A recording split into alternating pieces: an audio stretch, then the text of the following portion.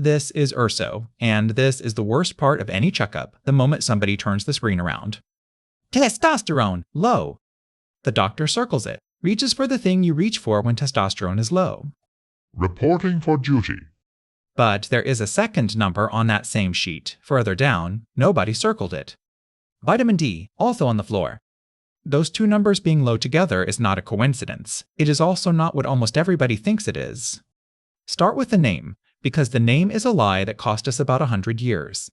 Vitamin D is not a vitamin.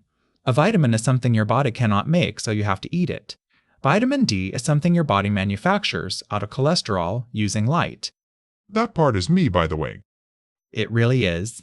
In your skin, there is a molecule called 7-dehydrocholesterol. Ultraviolet light hits it and snaps one of its rings open. That matters more than it sounds, because a steroid is a molecule with 4 closed rings. Break one open and you get what chemists call a secosteroid. Vitamin D is a steroid with a broken ring, which puts it on the same family tree as testosterone, as cortisol, as estradiol, same cholesterol backbone, same kind of molecule. And it behaves like one. Your body converts it twice, in the liver and then the kidney, into an active hormone, and the receptor it binds to is not sitting quietly in your bones. It is in tissue all over your body. I have been saying this for 4 billion years. So it is a prohormone, named in the 1920s before anyone knew that. And that is why the world treats it like a nutrient you top up instead of a hormone you regulate. We found it because of rickets, industrial cities, coal smoke thick enough to blot out the sky, and children growing up with soft, bending bones, a disease of not enough light. They built a roof over a country and blamed the bones. Hold on to that. It explains almost everything that went wrong next. Because if vitamin D is a hormone with receptors everywhere, then topping it up should do something everywhere. Cancer, heart, bones, mood, immunity. Pick one. I do all of them. That was the hypothesis, and it was a good one. So they tested it at a scale almost no nutrition question ever gets. The trial is called VITAL. 25,871 people. Randomized, placebo-controlled, 2,000 international units a day, followed for years. In Australia, a second trial called D-Health did the same thing with about 21,000 people. Cancer, no reduction. Cardiovascular events, no reduction. Dying of anything at all, no reduction. I would like to see the manager. The best-selling supplement on Earth sat its own exam twice at enormous cost and failed it.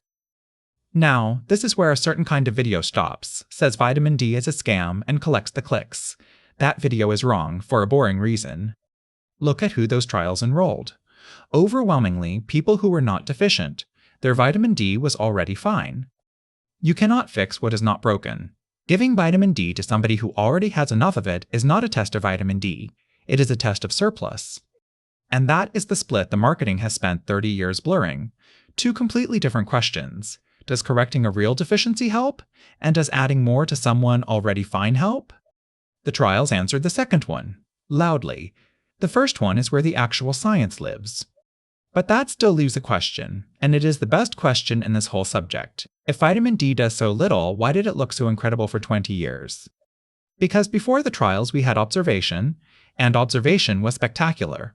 People with low vitamin D had more cancer, more heart disease, more diabetes, more depression, more infections.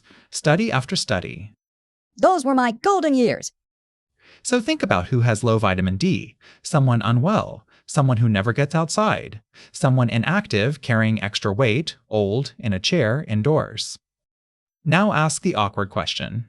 Did the low vitamin D make them sick?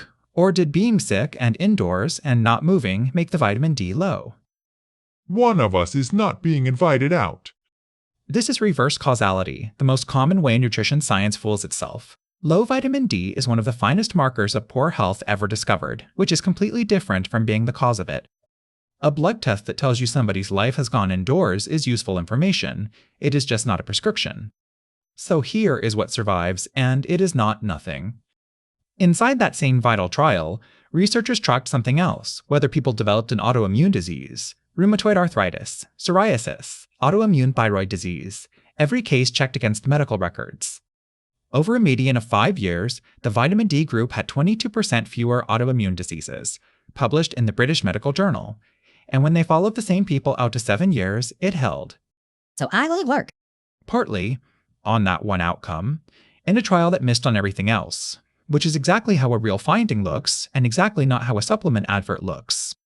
There is a second one. Acute respiratory infections. A meta-analysis pooling individual patient data found about a 12% reduction overall. But read the fine print, because the fine print is the whole story again. The benefit concentrated in the people who were severely deficient to start with, and in the people taking it daily or weekly in modest amounts. Same pattern, every time. Fix a deficiency, something happens. Top up a full tank, nothing happens. And notice what is missing from that list. Bones, the thing vitamin D is most famous for. We don't have to talk about bones. You go, yeah! In people who are genuinely deficient, it matters, and that is not in dispute. But in the big modern trials of ordinary adults, vitamin D on its own did not reliably prevent fractures or falls. The most advertised benefit is one of the weakest. Which brings us back to Urso, standing in a room with 2 low numbers and a doctor holding a syringe. We doing this or not? Search this online and you will find one study.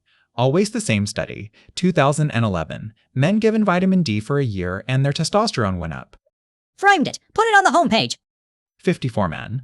That is the whole trial. And all of them were in a weight loss program at the same time, which is a detail that is going to matter enormously in about 90 seconds. But fine. Small promising trial. That is how science is supposed to start. So what happened when people tried to repeat it? The same research group ran it again, properly, in healthy men. No effect on testosterone. Then they ran the one that should have settled it. They recruited 100 men who had low testosterone and low vitamin D, the exact people the theory says it should work on. 20,000 units a week, 12 weeks, double-blind, placebo-controlled. Dolt! Nothing. No effect on testosterone. Another group pulled 3 more randomized trials together. Nothing. There is a review of this entire literature, and somebody on that team was clearly having a day, because they titled it, Mechanistically Dazzling, Clinically Disappointing. That is going on a t-shirt. So now we have a problem because the association is completely real. Men with low vitamin D really do tend to have lower testosterone, and plenty of people really did fix their vitamin D and watch their testosterone climb. That happened. If the capsule is not doing it, what is? Hi, yeah, that would be me. Vitamin D is fat-soluble, testosterone is fat-soluble, and that one shared property drags both of them down together. The main mechanism is almost insultingly simple.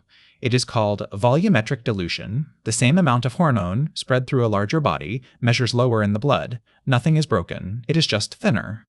I'm not stealing it. I'm just holding a lot of it.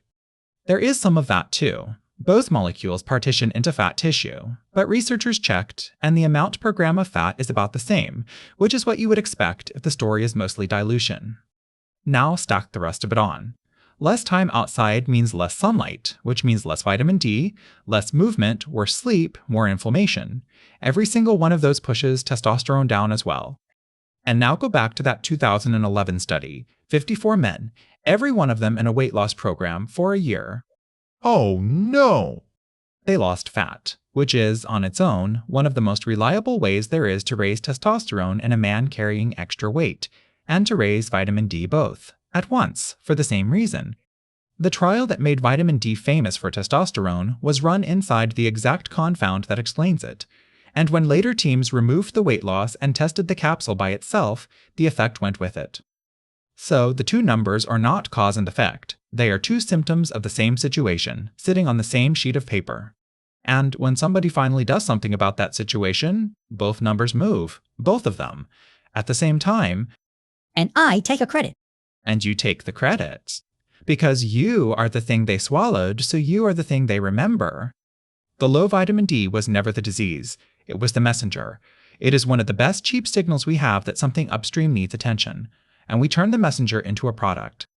One more thing, and this one is genuinely dangerous, so I want to be precise about it.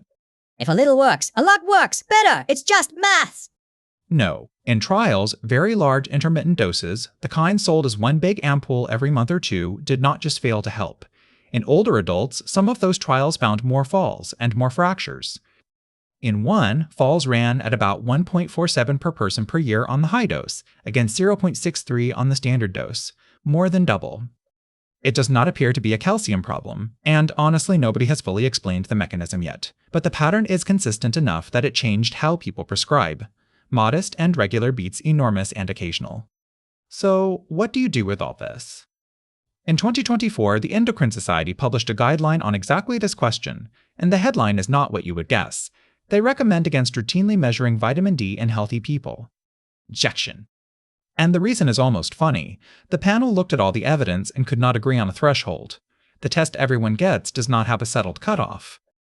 That is not me telling you to skip a blood test. If you have a reason, get it done. Very little sun, obesity, a gut condition that blocks absorption, older or somewhere with a real winter. Symptoms. Those are reasons, and that conversation is with your doctor, not with a video.